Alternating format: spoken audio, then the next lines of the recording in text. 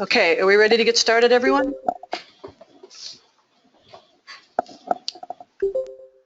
I think everybody's just logging on. A lot more people are logging on right at the last minute. I'm going to give them 2 minutes and then we'll start. Yes, no, Bill, Kelaine, yes. The whole presentation will be available as a GoToMeeting. As far as an audio of this presentation, I haven't figured that out, Kelaine. Are you saying I could do that separately? No, I just mean, can people, if you couldn't be here or you missed it, or can you come back and just listen and view the whole thing again? Yes, it's going to be recorded. Okay. Yes. Sorry, that was what I meant. Okay.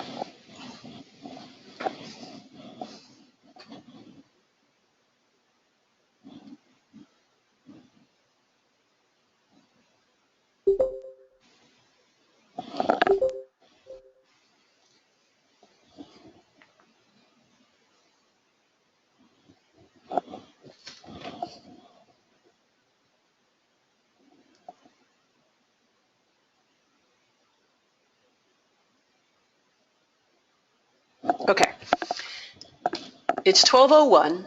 We're going to go ahead and get started, and I want to say hi, everybody, and welcome to California ReLeaf and the SB 535 Coalition's webinar on our 2015 Social Equity Tree Planting Grant Program. I'm Cindy Blaine with California ReLeaf. I'll be the technical moderator.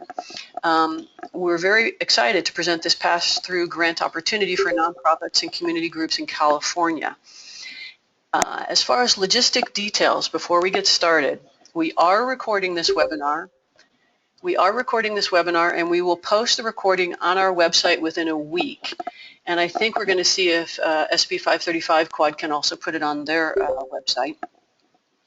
If you would like to receive future email notifications from California ReLeaf regarding this grant and future grants, if you can look at the bottom of your screen, I think you see this email to sign up. You can also just go to the bottom of our homepage on our website and sign up that way. So if you're not already on our email list for eBlast.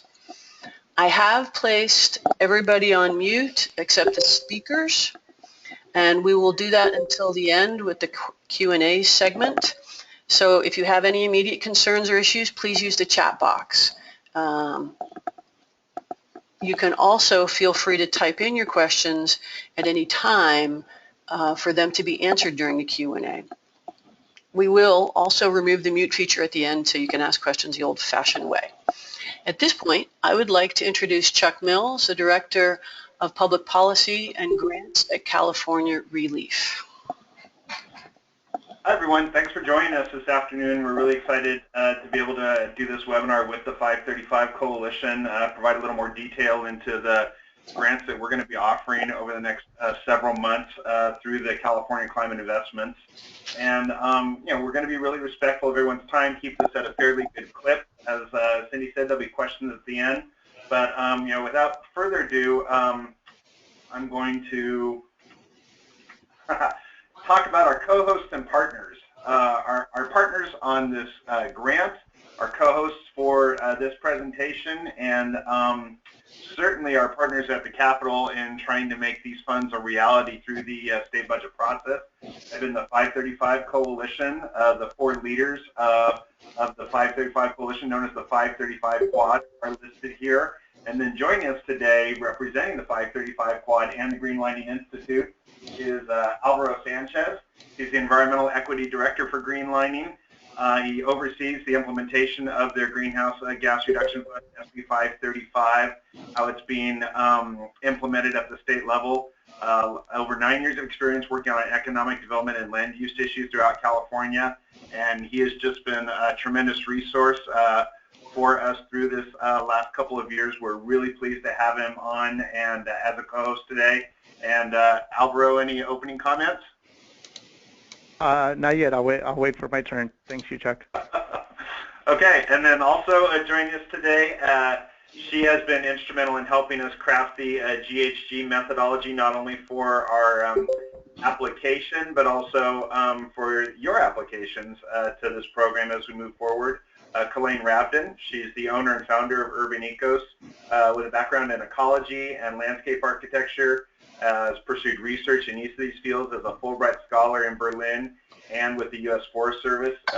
She has been instrumental in making this grant a reality and knows just a tremendous amount about how we're going to calculate GHG reductions, and we'll spend some time talking with you about that. So thanks to our co-hosts and partners. So let's talk about the bottom line of what's going to be happening in the next several months. We've been awarded almost $1 million to support urban forestry grants at a smaller scale that reduce GHGs now through mid-2019. These are made possible through grants that we were awarded through CAL FIRE. As I mentioned, it's part of the California Climate Investments Package, formerly known as the Greenhouse Gas Reduction Fund, which is still has reference at the legislature. And the two takeaways that you're going to hear repeatedly today are that these grants need to reduce GHGs, and they must be located in or providing benefit to a DAC. We're going to talk a lot about both of those repeatedly and about the value of partnerships as we move forward in this program. I mentioned that we received a little less than $1 million. It's actually for two grant programs. The first one we're going to be talking about today is the Social Equity Tree Planting Grant Program. In early next year, we'll be rolling out another program that has to do with green innovations that will go beyond tree planting. We'll still have the parameters of needing to reduce GHGs and meet DAC requirements, but for today we're going to focus on about the $500,000 we have for the Social Equity Tree Planting Grant Program, offering some grant writing tips. Alvaro is going to speak to connecting with DACs, and you'll notice that we specifically said authentically connecting to DACs, and that's going to be another point that we'll be stressing continuously through this process. And then, as I mentioned, Kelaine's going to talk about steps to measuring projects and GHG reductions, and then ample time, hopefully, at the end for some Q&A. So hopefully folks have in front of them the application and the guidelines. I'm going to spend a few minutes on this page, a placeholder, as I spend some time talking about these four subject areas. I know everyone who's going to be applying is going to be reading the guidelines and the application, so I'm not going to go through every bullet in every one of these areas. What I'm going to do instead is highlight some areas that I've already had some questions about and hopefully provide some significant additional information about what we're talking about within these guidelines. So we're going to start right away with eligible applicants. And one of the questions that I've had a couple of times already is, what if I'm not a 501c3? And that's okay. In fact, we're encouraging small community groups who have not previously looked into how they can incorporate urban forestry into their platform or portfolio to come and apply to this program.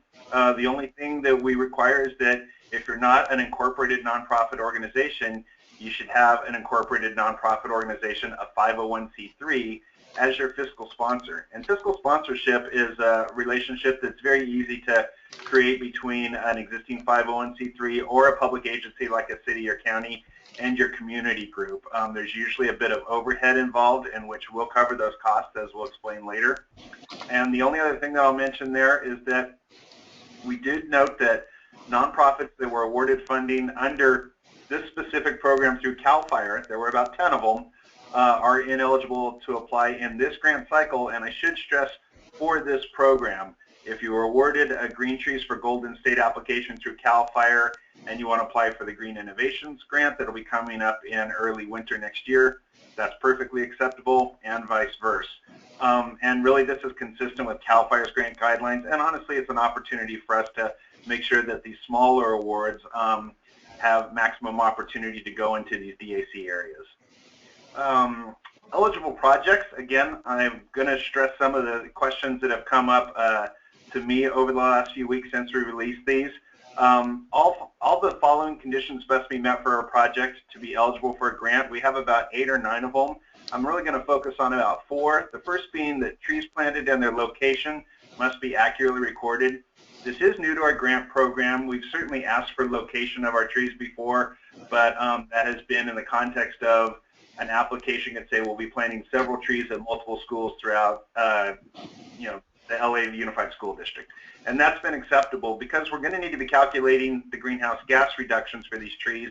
Their location is going to really need to be accurately recorded, and that can be done through a couple of different ways that Kelaine can speak more to. The other thing, and we're going to continue to stress this, the project must be located in a disadvantaged community as defined by Alvaro screen or provide benefits to a DAC. Alvaro will speak more to that, but this is really important. There were some projects that went to CAL FIRE that just fell short of that mark in the concept proposal phase that were ineligible because they did not meet that requirement. So that is something that we will be continuing to stress, is you'll have to meet that requirement per CAL Enviro screen. The next item that I'm going to touch on is we've mentioned that there must be a commitment for active participation from community members and volunteers. This is really important, especially if we're talking about community tree plantings, new trees, nurturing those trees during the establishment period, and really building community support for helping these trees thrive and survive. Numerous studies have been done over the years that really demonstrate that the community engagement and that sense of ownership that comes from community is essential to establishing new trees. Obviously, with the drought right now, that's going to be very important to make sure that we're getting these trees watered and properly maintained during establishment. But then thereafter, when these grants are all over and we want these trees to survive for decades on end, that community engagement is going to be really important. So building that at the beginning, we think, is crucial. And then finally, I'm going to talk about the educational component. This is a requirement per CAL FIRE, therefore it's a requirement for these grants as well. And the difference that I'll say is that we will have some educational materials for grantees to help fulfill this requirement. We've worked with groups like the Urban Tree Foundation in the past on cue cards that are bilingual. We'll have those available. We'll also be developing some additional materials. And of course, this will be something that is available in your budget as well as you go through that. Looking at eligible expenditures, those that have worked on our grants before, you'll notice some differences here. Starting with trees, you'll see that fruit trees are eligible with justification. That actually is intended to be fruit and nut trees. And what I'll say there is that if your project is going to be primarily fruit trees, you probably want to wait for our Green Innovations grant that's going to come out in January, where there'll be more flexibility to do that. But if it's going to be a mixture of, say, tree plantings at schools, and there'll be a couple of fruit trees in there to promote local produce at the classroom, that's perfectly acceptable. The other thing that I'm going to mention about trees, which is new to our program, is replacement costs for trees planted in the first 3 years of the project. It's intended for these projects to go about 3 years, with the first couple of years dedicated to tree planting, but then we hope there's going to be a long period of maintaining and establishing those trees planted in the first cycle.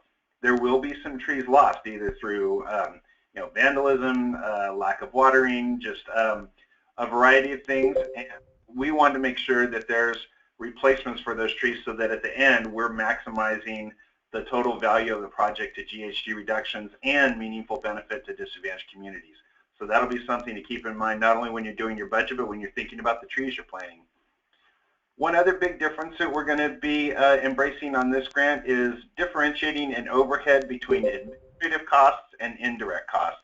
In the past, this has been lumped as a 10% cap on most of our grants. We are doing it differently this year, and you'll see that in administrative costs, we've really tried to break this out to reflect what we mean by that: mileage, liability insurance, and then also costs of tracking and reporting GHG reductions if you're doing that yourself. And as Kelaine will discuss, there is an option for us to do that for you. And then, of course, the other here is indirect costs, and that's the stuff that you would expect: payroll, administration, rent, phones, computer. All those will need to be supported by verifiable receipts.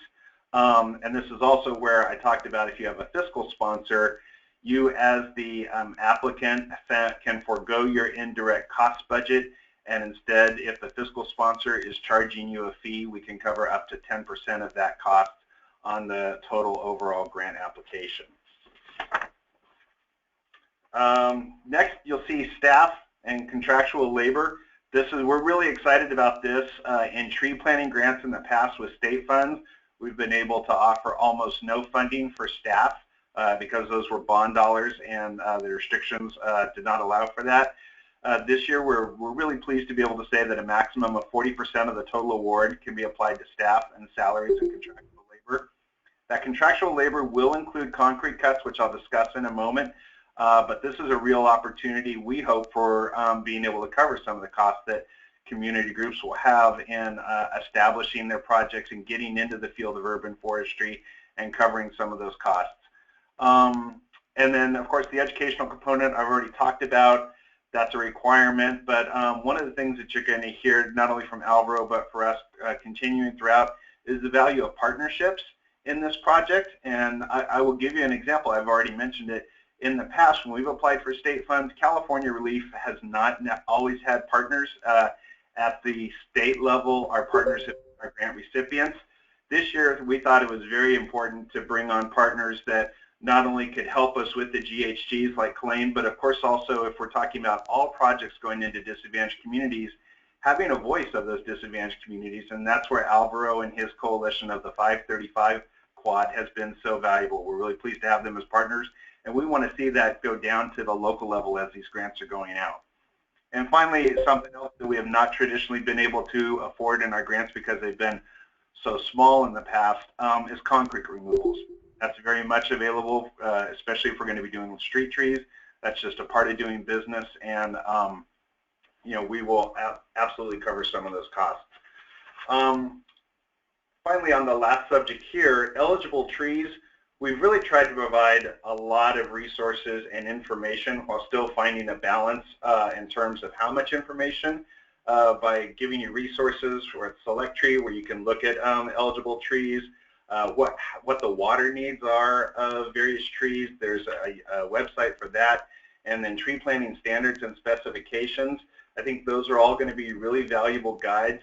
I think when you're looking at the guidelines and the application, you'll notice a couple of things repeated throughout. We want to see trees that are reducing GHGs, and then to a certain extent we want to see trees that are minimizing their water intake because of the drought. Those aren't always complementary of one another. There are large canopy trees that can have lower water requirements, and similarly there are some medium trees that can reduce GHGs.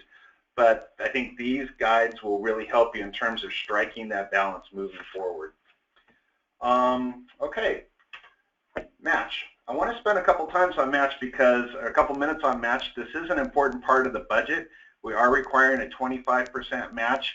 And the reason that we're doing that is that we want to reinforce the specific need to bring volunteers into the mix. In fact, if you look at the application and the guidelines, you'll notice that we've really stressed that we want to see this match be volunteers, community members who are coming out to volunteer. As you'll see here, it doesn't take many volunteers before you have a significant amount in match that could qualify you for a sizable grant under this program. And as I've said, you know, this is a way to build sense of ownership for the project. Certainly, if folks want to do in-kind, such as trees or equipment or staff or any other of the eligible areas, environmental education, that's completely acceptable. If you want to do a straight cash match for the purchase of some of these components as well, that's good. But we're really stressing the volunteer element. We know that a lot of the groups that will be looking at these grants don't necessarily have the budget to do matches in other ways, and we don't want to preclude them, and we think volunteers is a way to really have a win-win for your organization and for the trees that are being planted in the communities where they'll be planted.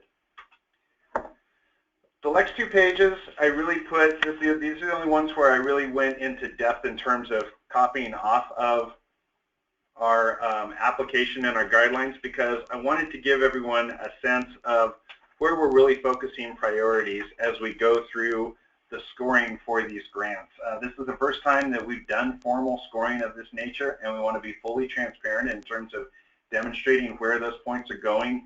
You'll see that I've highlighted some of the big point areas here that we feel have to be the priorities in moving forward. Is the project meeting the intent of the program? Is it meeting DAC needs?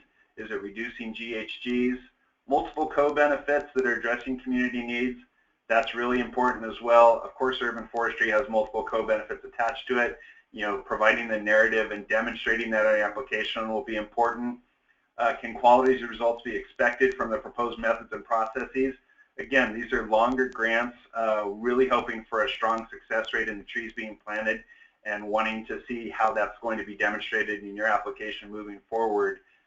again, can't repeat this enough, our community members and volunteers significantly involved in the project activities.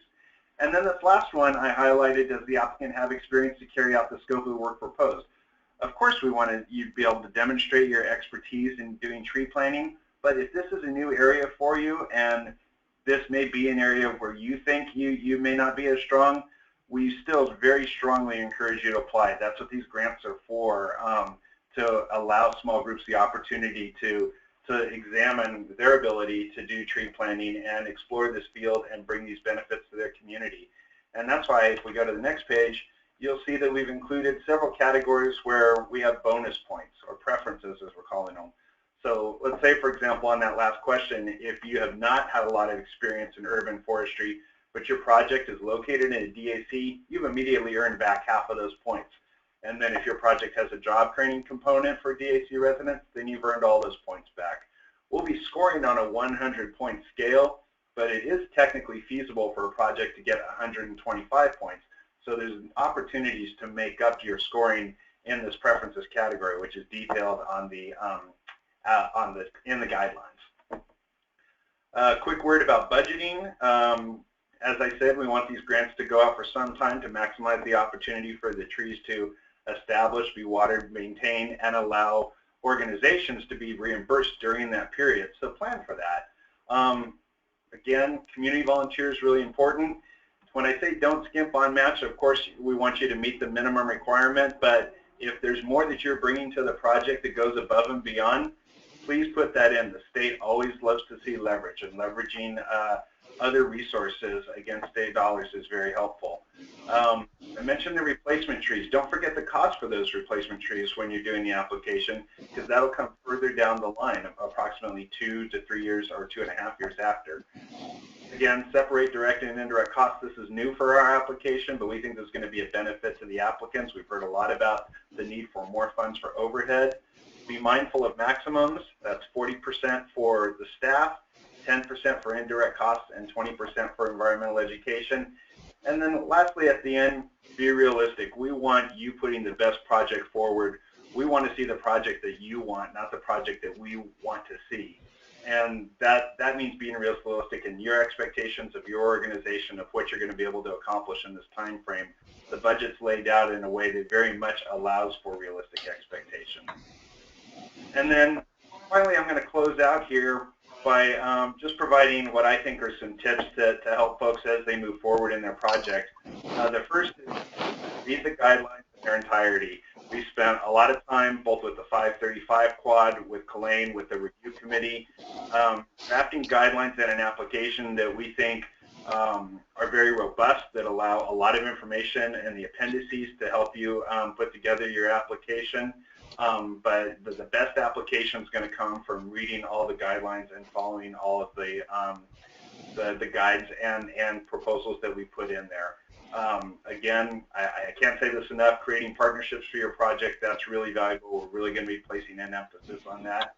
And then as with all the grants, as Cindy said, I'm the Director of Public Policy and Grants. I've been administering grants at California ReLeaf for 5 years, starting with federal funds through the Recovery and Reinvestment Act, but also state grants with the bond dollars. So I do want to serve as a technical resource to you, and I'm generally available. And if I'm not, you can leave an email, and I will respond. So always feel free to call me.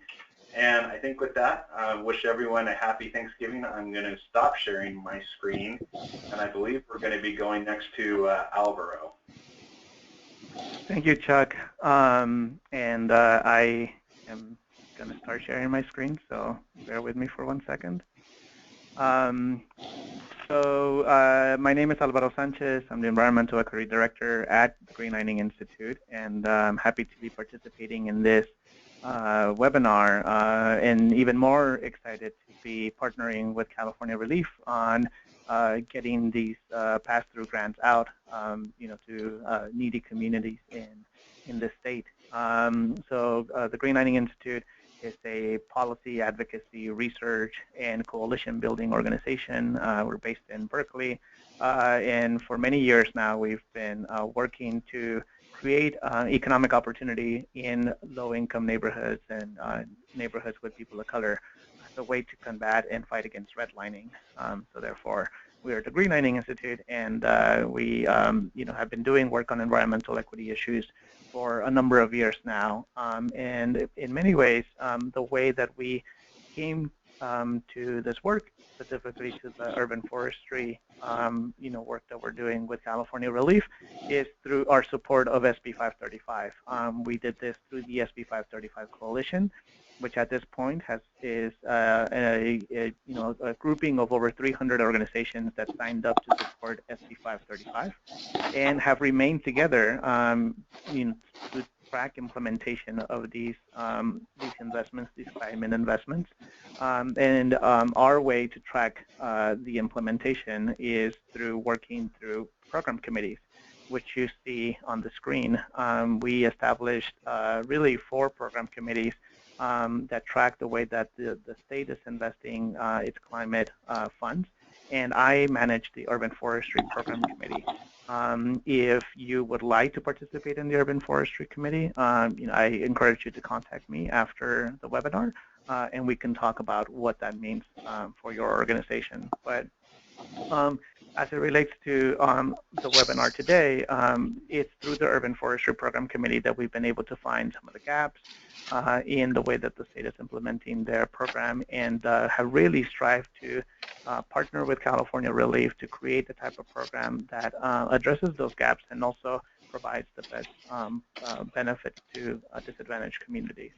And the reason why this is important for us is because we know the severe impacts that climate change and pollution have on our communities. Our collective work is trying to address these needs that are, that represent themselves in high pollution, low access to economic opportunity, disinvestment, and that these communities have the highest threat from economic and ecological disaster. So with this as a background, we really strive to create a policy in SB 535 and now to have programs implemented in a way to really advance both our climate goals and our economic opportunity goals. SB 535 is not only a requirement to invest money from polluting industries in an equitable way, but also a model for improving communities by requiring multiple benefits directed at disadvantaged communities that are meaningful, assured, and measurable. And it is for this reason that I'm excited that the Social Equity Tree Planting Grant Program is incentivizing projects that deliver community benefits beyond what is required in many of the Greenhouse Gas Reduction Fund programs. I think that what we're trying to do here is really come up with, the models that we can potentially use in the future years of how this program is being implemented, and really demonstrate that there is an opportunity for us to deliver multiple benefits from these investments that improve communities overall. So I don't have to say this much to this audience, but as you all know, urban forestry programs have an incredible ability to generate multiple benefits to disadvantaged communities, sometimes simply by executing those programs within those communities. For this reason, and because these communities often lack green spaces, tree-lined streets, and experience high pollution and high heat island effects, it is imperative that investments are concentrated here first. So for both this grant and for the overall CAL FIRE program, the vast majority of funds are targeted at disadvantaged communities, with a portion of funds now being available for statewide competition. So that's really important to us. And now I just want to talk a little bit about focusing on 3 different strategies that I think are going to create really successful projects. The first one is delivering multiple co-benefits. As a coalition, we've really encouraged program agencies to incentivize projects that are delivering multiple co-benefits and really going above and beyond just delivering clean air as a benefit of their investments. So for this particular program, we are encouraging, of course, the ability of these projects to deliver benefits that improve the living conditions of people and the planet, and create prosperity. For this, I'm sorry, I lost my train of thought here. Research, so research and best practice shows that that with some planting, urban forestry projects can at the same time benefit the planet, people, and create prosperity. So, for example, using urban forestry projects as an organizing or community education tool have proven to be meaningful ways to engage the community while helping projects be embraced by community partners. These projects also can enhance livability and quality of life, and those projects that do so tend to be very successful with the communities. So Chuck mentioned, for example, contracting for concrete removal or for the purchase of trees. That provides a really interesting opportunity to try to seek out businesses that are located within disadvantaged communities or that may have some social enterprise component to their business model as a way to advance both the ecological goals that we have and also the benefits of disadvantaged community goals that we seek to provide. So the second focus is around addressing community needs, and this is really important for us in all of the different program areas for the climate investment, because as we want to see communities be more engaged in how these projects are being implemented, we want to recognize that there are specific community needs that rise to the top, and we should be crafting programs and projects that address those needs. So the best way to gain community engagement and deliver benefits to disadvantaged communities is by fully incorporating the community in that process. So some of you may have already a lot of tools and designs to do this, but really creating projects that are responsive to community needs is both a recipe for success and an opportunity to deliver multiple benefits. So identifying community needs can happen in various forms, but clearly demonstrating how community is contributing to this effort will be critical. So community surveys, community meetings, door-to-door canvassing, community forums, community planning are all ways to demonstrate community input, and your applications should definitely identify how you are collecting this information and engaging stakeholders. And finally, having a clear nexus between the community needs that are being identified and delivering the benefits that address those needs should be clearly explained. For example, if through your community process, you clearly demonstrate that youth engagement is identified as a need, your project should have achieved strategies to engage youth in all aspects of your project. So there should be a clear relationship there, and this is something that we're advocating for and promoting across all program areas for the Greenhouse Gas Reduction Fund, and we love to see those types of projects in this round of funding. Chuck mentioned this several times in terms of partnerships, and I think that we've been hearing throughout the different funding agencies that they are really seeing very unique partnerships being created through the implementation of the Greenhouse Gas Reduction Fund programs, and it's no different here. I think that crafting these non-traditional partners is a really good way of advancing all of the work that we want to see. And successful partnerships should definitely be crafted so that they complement capacities and abilities. And we encourage you to think outside the box as you're developing these partnerships. We've seen a lot of successful projects being implemented with folks that you would not traditionally see working together, but they've identified that there's a lot of overlap in their missions, and coming together to implement projects for urban forestry or others has been something that we definitely want to continue seeing throughout all the different programs.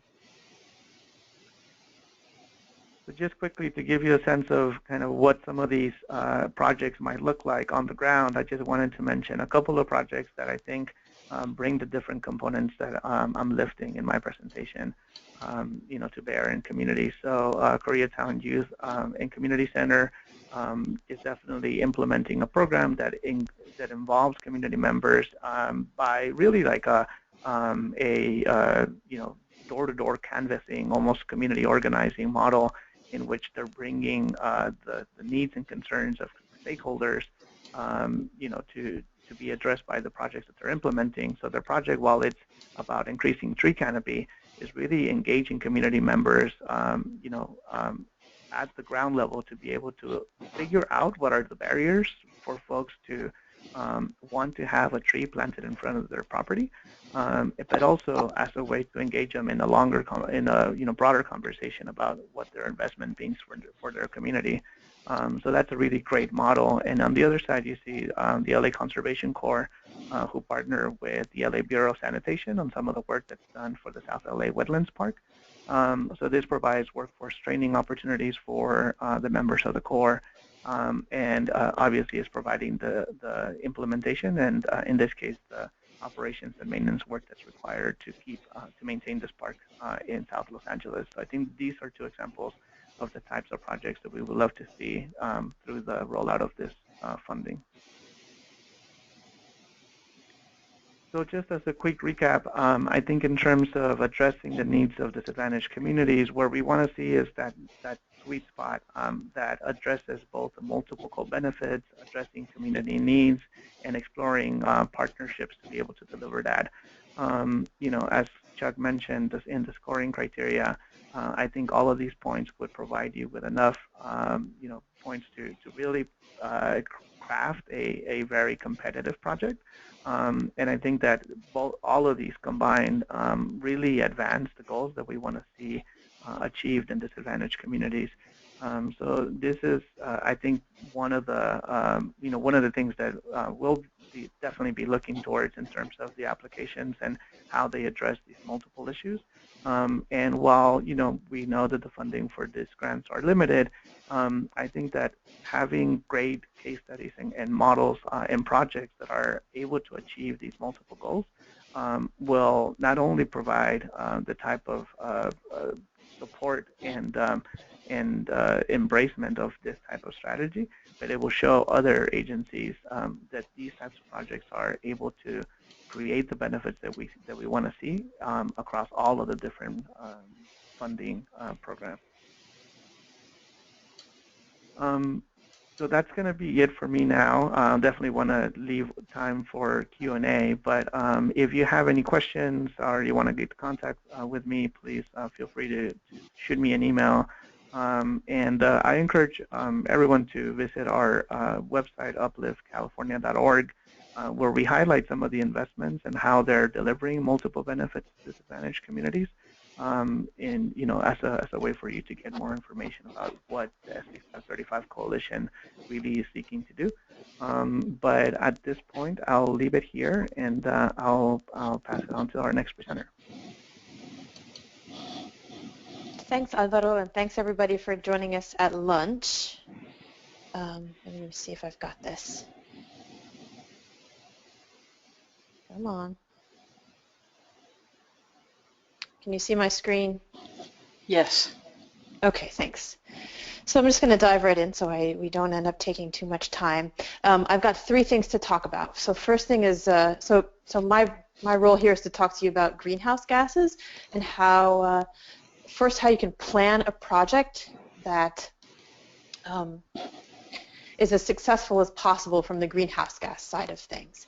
So first we'll talk about, so that we're all on the same page, how is it that trees in fact reduce greenhouse gases, and then how can we use that knowledge to create a better project. The second thing I want to talk about is the calculating side of things. So what do we need to do? What kind of information do we need in order to calculate those greenhouse gas benefits? Because we do need to put a number on them. And then there's two sort of quirky aspects to the grant application. We need to know we have to anticipate a mortality for our trees, and we have to anticipate greenhouse gas emissions that might come from our project. So our projects are going to reduce greenhouse gases overall, but they're going to have some greenhouse gas emissions during maintenance, for example. So how can we tackle that? And then Chuck suggested some grant tips, so I'll close with my three suggestions for the best way to make a successful project from a greenhouse gas perspective anyway.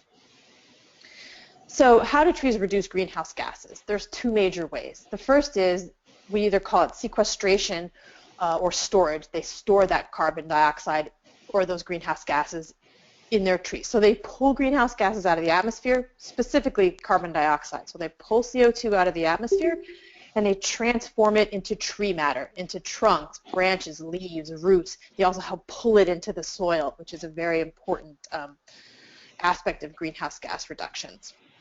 So how do we use that information to affect our proposals? The first important rule is that bigger is better. So this is a little flowering, I don't remember, I think this is a peach tree. A flowering peach tree, over the course of its entire life, it will sequester about 3/4 of a ton of greenhouse gases. This guy is a live oak in Los Angeles, I think, if I'm remembering correctly. And over its lifetime, it could store 10, 15, even 20 tons of greenhouse gases. So you're going to have to plant about 20 of that little flowering tree to do the same work as this one live oak that grows to maturity.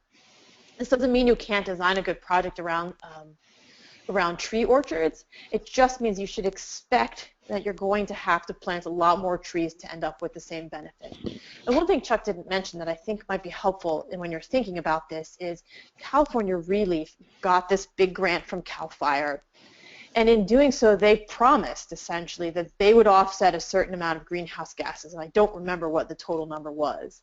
But they have to put together a package of proposals from you all, a package of your projects that sum up to that number. So it can be a great project, but if it doesn't help California ReLeaf accomplish its goal that it promised CAL FIRE it would do, it might not be money for it. So it's something to just keep in mind. Big trees are easier than small trees if what you're going for is greenhouse gas reductions. The second way that trees reduce greenhouse gases is if we plant them strategically to save energy. So we're talking about California here. So if we plant trees to shade our buildings, they can so significantly reduce our air conditioning use and therefore so significantly reduce our electricity use that back at the power plant we create less power and we give off less greenhouse gases. So that's a little bit of a tricky thing. It's sort of indirect, but in the end the benefit can be as great or even greater than the benefit of sequestration. So I'll just say it again to make sure that it's clear. We plant a tree to shade a house, and that tree reduces our energy use. When we reduce our energy use, we reduce the amount of greenhouse gases created at the power plant. So if we think about that live oak in the hot parts of California, if we were to plant one in a park so that it wasn't shading any buildings, it's only got about a half a benefit as that same tree planted to shade a building. So wherever possible, plant those big trees to shade buildings, you're going to get twice the bang for your buck. So here's just the general idea. If you can move along the spectrum away from these little trees that are flowering that don't, I mean, it doesn't matter where they have flowers, these little trees that don't shade anything, towards the big trees that shade buildings, you're going to have a project that's more cost effective and therefore more likely to be successful. So that's sort of the planning side of things. I wanted to mention one other thing. So sometimes there are projects where it's not quite obvious how you're going to get there. This is a community garden in a disadvantaged community in San Francisco called Quesada Gardens. It's been there for a long time. It's very successful. You think to yourself, how can a community garden is a project with a lot of benefits to the community, to the environment, but it's hard to imagine it as a greenhouse gas reduction project. And I just wanted to point out that on the grounds of Quesada Gardens, they have this beautiful, iconic walnut tree that's doing a lot of greenhouse gas work.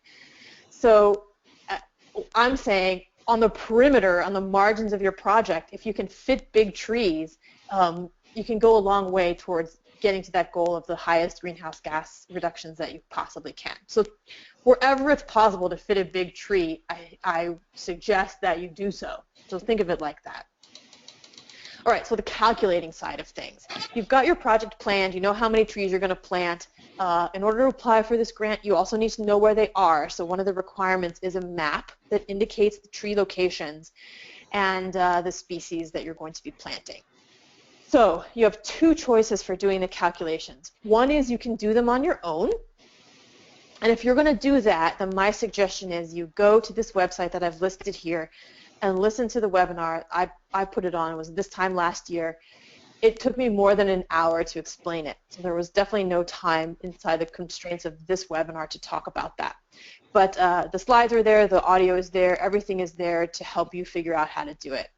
And then you'll go to the second website on the screen and download the tree carbon calculator, which I explained how to use in that presentation. And with that, you'll do the math yourself. I will say that at the end, we're going to check your work because it's a tedious and confusing and complicated process, and we want to make sure that we're judging everybody on the same even playing field. If you don't feel like doing the work yourself, we will do it for you. So we're going to ask you to provide the necessary information in your application, and then we'll do the calculations. Now, I'm definitely making that sound like the more appealing offer. Why would you want to do it by yourself? I think the biggest reason is it gives you a chance to get a sense of the numbers that you're generating and whether what you've come up with is really a worthwhile project that's likely to be funded. So maybe you want to listen to the webinar and see if you feel like giving it a shot. That's probably a good way to get started. Either way, we are going to ask you to fill out this greenhouse gas reductions worksheet as a part of your application. And so I want to say one thing right here. In the process of putting together this presentation last week, I realized I'd made some not very important mistakes, but nevertheless, you really should, if you've already downloaded that packet, go back and download this form new. It's been revised. So, having said that, let's dive into it. I'm only going to focus right now on the things you need to do if California ReLeaf and I'm going to do the work for you of doing the calculations, because I have the feeling that's the choice most people are going to take. So I don't know if it's a little bit tricky to see, but some of these boxes are grayed. So I'm just going to go through those gray boxes to help you understand what you need to do. The first gray box is associated with the estimated mortality over the project lifetime. So for the purposes of California ReLeaf's proposal to CAL FIRE, we assumed 35% mortality over the project lifetime. So therefore, that is your default option. That's the best number we could come up with from the literature.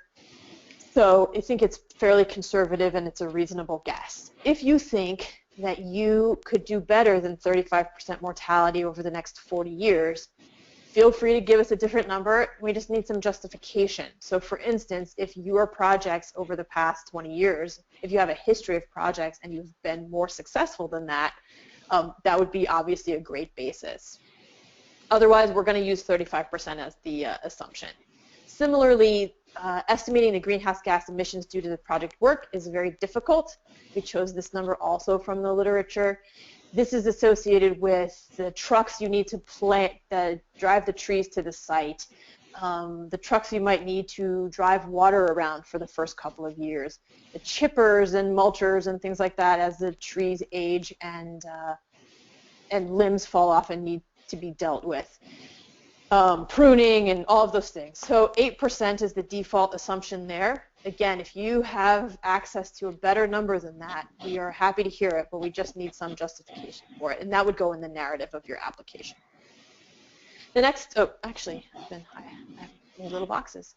So we did the first two. The next one is the species and the size of planting. So this is straightforward. We just need the scientific name of the tree and an estimated size of planting. And if you don't know, but you know you're going to plant 15-gallon trees or 24-inch boxes or whatever it's going to be, that number is fine in there too. We can figure that out.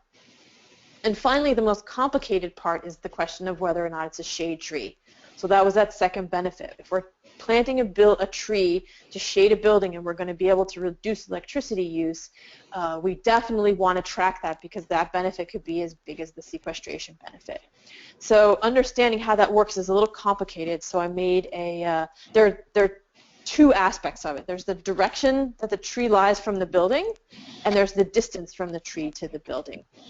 So if you look down at the bottom under the explanations, the question is, there's one of them says shade tree, question mark, and the question is this tree to be planted within 60 feet to the east, west, south, southeast, or southwest of a building? If the tree is more than 60 feet away, it's not considered to create shade in a way that helps to reduce energy. And if it's planted to the north of the building, similarly, it's not really going to provide shade in a way that is helpful. So the two components of this that are the one component that's a little bit tricky is the direction from the building to the tree. So the easiest way to think of it is I've tried to write it out as a little sentence that you would just fill in the blank. So direction from building to tree, that is to say the tree is to the south of the building or the southwest or the west. And I made a little demonstration here to make this clearer. This is an elementary school in my neighborhood. This is sort of my dream project. It takes up more than a half a city block, and it's entirely impervious surface. So in my dream, I would design a project where we ripped out a lot of that pavement and put in a bunch of shade trees. So here's how we want to think about where those trees are in location to the building. There's now red circles around 9 of them. Those red circle trees are 20 to 40 feet to the east of the building. These now red circled, there are now 6 trees with red circles. Those are 40 to 60 feet to the east of the building. Now here's a fun one. This little guy, one little guy, is 20 to 40 feet to the southeast of the building. And then these 5 are not shade trees because they lie outside that 60-foot measurement. So how are you going to figure this out for yourself? Well, as I said, the application requires a map showing the locations of the trees. So you can either use the map itself if you are comfortable with understanding the scales of maps and things like that. The easiest thing is actually probably to just go out there to your site and measure the distances. But this really is critical information. So if we took this and we put it back into that worksheet that I showed you before, it would look like this. In this imaginary project, we've just planted a walnut grove on top of this elementary school hardtop. And we've got 9 trees that are shade trees that are 20 to 40 feet to the east, and so on. 6 that are to the east, 40 to 60 feet. 1 that's to the southeast, 20 to 40 feet. And then we've got, oops, I forgot my little 5. There should be a 5 down here under the number of trees. There are 5 that are not shade trees. So I know that probably didn't come across as clearly as I would have liked, but if you, hopefully, this will be enough to help you figure it out. If not, please feel free to reach out to us before you finish the application, and I can help you put these numbers and directions into some sensible way. So my 3 tips for putting together a good grant proposal, as Chuck asked. First, remember that this is a greenhouse gas reductions and social equity grant. There are a lot of great projects out there that just might not fit into these categories. So be prepared to be flexible and try to fit into, try to adapt your project to suit those goals, and try not to be hurt if you just can't. This just might not be the right place for it. So I would try to think of it as a question of respect. The people of California said that they were interested in that reducing greenhouse gas emissions were important to them. They also said that social justice was important to them. They passed that message to the state legislature, who gave to CAL FIRE the task of using the money to carry out those goals. So I think when we're trying to put something together, it's helpful to think of it as respecting the wishes of the taxpayers and voters of California when we try to spend the money in the way that they've asked us to. My second tip is follow the lead and the language of the grant proposal. Chuck said, be sure to read the whole thing, and I think that's important because a lot of times the pieces are the important pieces lie in different areas. But for example, here is taken, I just copied this straight from the text, eligible projects. There's a sentence that says, all of the following conditions must be met for a proposed project to be eligible for a grant. Think of this as a checklist. It really is a checklist. So for instance, about 2/3 of the way down, it says the project shall include an educational component. Does your project have an educational component? If it doesn't, you better think of one and add it to the proposal, because otherwise you haven't done what's been asked of you. I think that all too often here your grantor is telling you explicitly what they want. Just believe them. It makes your life so much easier if you know exactly what they're looking for, then you know how to give it. And finally, my last suggestion is plant big trees to shade buildings, and that is all you really need to know in order to accomplish at least the greenhouse gas side of this grant. So that's what I've got. Chuck?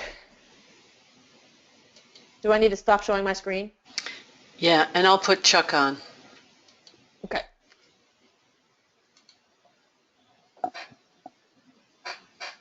Hey. So I think that's a lot of information to absorb in a short amount of time, but we wanted to make this, again, respectful of your time, take your time out of your lunch hour, and allow for plenty of time for question and answer. So, Cindy, do we have some questions in the chat box that we should handle? Yes, we have a couple of questions in the chat box, and let's handle those first, and then we'll open it up. I'll unmute everybody so that you can ask questions. So the first question comes from Nate, and it says, we serve a mile-long business corridor where there are currently trees planted. Would we qualify to hire youth in our disadvantaged community to maintain these trees? We do professional development, community building around several programs we have, and we would like to add this to our urban garden endeavor for community engagement and business support. So this Okay, well, actually, either Cindy or I could answer that question, but I will go ahead and take a stab at it. Sadly, Nate, that project would not be eligible to just maintain existing trees. And I will tell you why is that CAL FIRE has not yet incorporated that aspect of urban forestry into their granting program yet. I can also tell you that that is a priority for scores of people around California that have a knowledge of what the immediate needs are for urban forestry. And we are working with them in Sacramento to try and see if additional rounds of funding, should there be additional rounds of funding available to CAL FIRE from this program, can incorporate maintenance. We absolutely understand it's a critical need. We respect the questions, and we're taking it very seriously and working with groups like California Urban Forest Council, Tree People, Sacramento Tree Foundation, around the state to try to stress the need to be able to incorporate in maintenance of existing trees. The requirements, the funding guidelines developed by the California Air Resources Board do allow for this, and so it is a matter of making sure that we're doing it in a way that is meeting the needs of the disadvantaged community, that's meeting the GHG reduction goals, and of course needs to be permissible by the administering agency, in this case CAL FIRE. Thanks for the question, Nate. Okay, our next question is from Elizabeth L. If we have not received a Green Trees grant in the past year, would we be able to receive the money and collaborate with a community who has received the Green Trees grant, or would we only be able to collaborate with communities that have not received these grants in the past year, Wow, that's a really good question, Elizabeth. I would say that if your organization is the lead applicant and you did not receive, you were not one of the 10 groups that received a grant from the CAL FIRE Green Trees for Golden State under the 14-15 budget, and your partner or your fiscal sponsor happens to be an NGO that did, as long as you're the lead applicant, I think that would be eligible. I certainly would not discourage it, and you know, you could certainly call me if there's specific information that you want to share with me in terms of you've already identified your partner and this is how the partnership would go, and we can see if that's an appropriate fit. But I think you're actually following the idea of what we're trying to do, which is get groups that were not funded some grant dollars for these purposes. Okay. We have another question from Simeon Gant here in Sacramento. Can we apply for two different projects, one at a residential urban garden and the other at a school now used as a social services collaborative? The projects are within the same neighborhood, but about 2 miles apart. Let's speak to the community or the urban garden first. I don't think an urban garden is going to be an appropriate fit for this grant program. We will have another grant program that we're rolling out in winter that's going to specifically speak to what we're calling green innovations or planting with purpose, and that's going to allow for community gardens, urban orchards, other green infrastructure projects that aren't just necessarily tree planting. They will have to have a tree planting component, but I would imagine that the urban garden you're referencing would be more competitive under that program than under this one. We are just asking applicants to submit one grant to this social equity tree planting grant program. However, in the past, there are groups that have said this grant would cover multiple facets of an overall strategy within the community to increase trees in this school district, or There's a group in Southern California that works on the Emerald Necklace, which is a large trail, or a large area of connective trails and parks, and they can do multiple projects in that large area. So you could classify it as something that is providing benefit to that community as one project. But again, I'd probably caution you about including the urban garden component in this application. You're certainly welcome to apply to both programs if you have not received grants from either of them at the state level. Okay, at this point, we have no other questions in the chat box, and I'm trying to unmute everybody, but I'm not sure I'm succeeding. Hold on. Okay, I think I've just succeeded in unmuting everybody. So if someone has a question they want to ask verbally, please feel free.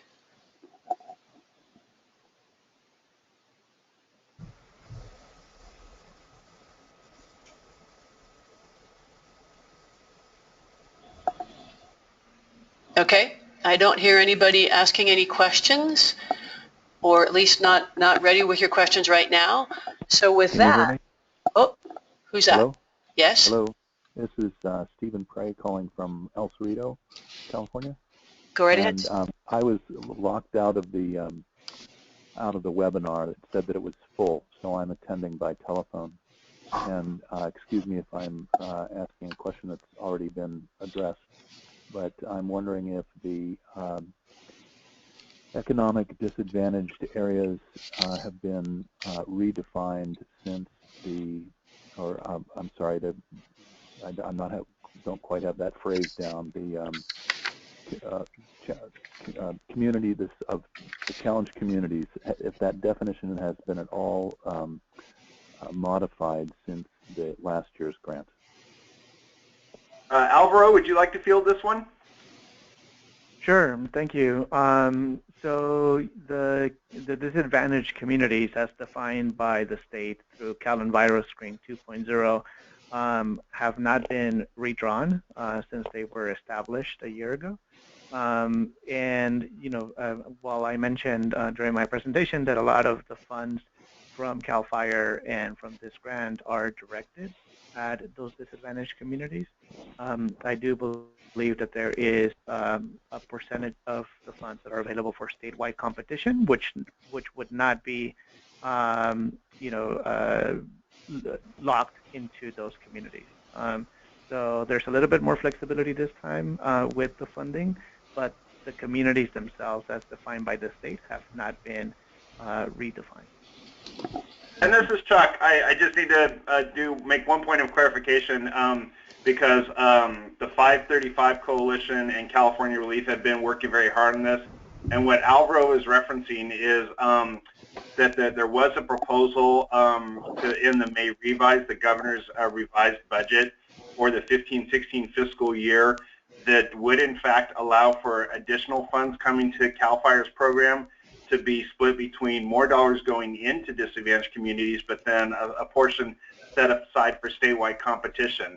Unfortunately, the legislature did not act on that aspect of the greenhouse gas reduction expenditure plan in either June or September. This is something that we hope is going to be immediately on the table in January, and if it is, then we'll be working to get those dollars that were proposed for CAL FIRE out as soon as possible through the budget process.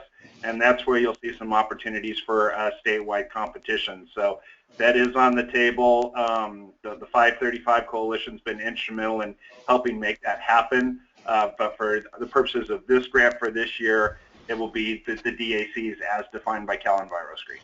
May I have a follow-up question? Go right ahead.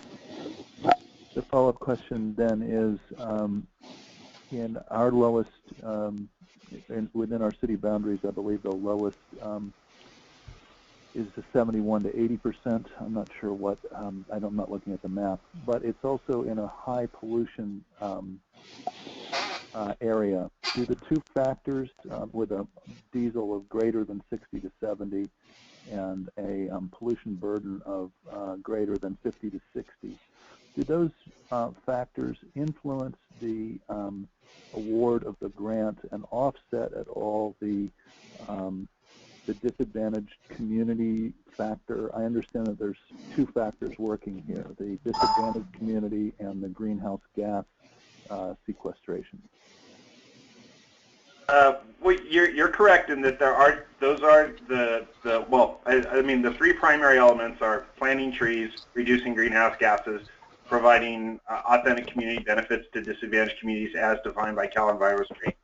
The Cal Enviro Screen takes a cumulative score, which you referenced, of I said like your one lowest tract in your area is 7180. So I would say on that particular tract, you probably need to dig a little deeper to find out whether or not where you're considering your project, is it in that 71 to 75 area, or is it in the 76 to 80 area? And I realize that some of the mapping for Cal Enviro Screen breaks them down in those tenths of like 70 to 71 to 80, 81 to 90. If you're in the 76 to 80, you are by definition in a disadvantaged community by Cal Enviro Screen. So that would be the first thing that I would suggest. As far as consideration for higher diesel emissions, again, we're really following Cal Enviro Screen, and Cal Enviro Screen is already taking that into account as part of its 19 environmental and social indicators.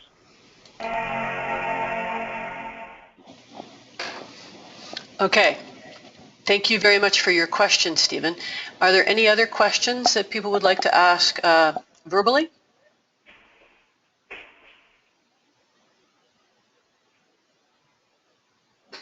If not, I would like to mention again that we did record this webinar and it will be posted on the California ReLeaf website. We will have the main page, we'll have a link to it. And at this point, I would like to turn it over to Chuck.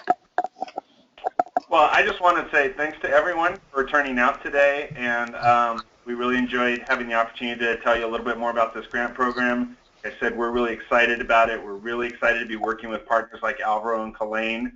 I will mention a couple other things. We'll be doing a webinar in December on how you can do or writing good grants.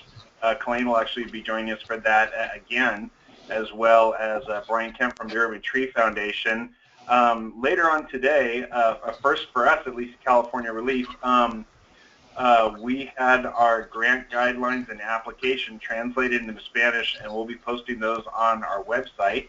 So if you know someone who would like to take advantage of that, please feel free to share that information. And I think with that, I'll leave it to Alvaro and Kelaine to offer any other closing comments. Thank you, Chuck. This is Alvaro. And I was just going to say that we're excited to be partners in this for these proposals, and we're really looking forward to reviewing the applications that are put forth. I think this is an exciting time for the state as a way to combat climate change and poverty at the same time, and we're really looking forward to what comes out of these grants. And I just want to say thank you, everyone, for joining us today. And I too am looking forward to seeing what you come up with. Also, feel free to ask questions before the applications are due, so that we can help weigh in on what's more likely to be a successful project. And if you do have those kinds of questions, please don't save them for the week before the application is due, because that always seems to happen. All right. Good luck to everybody. And a reminder, the applications are due January 19th. Again, questions were available. Everyone on this webinar will be involved in reviewing the grants. So we're available as a resource, and we want to see you be able to put your best project forward. Thanks again so much. Have a great Thanksgiving, and we hope to see some great applications in the weeks ahead. Thank you. Bye-bye now.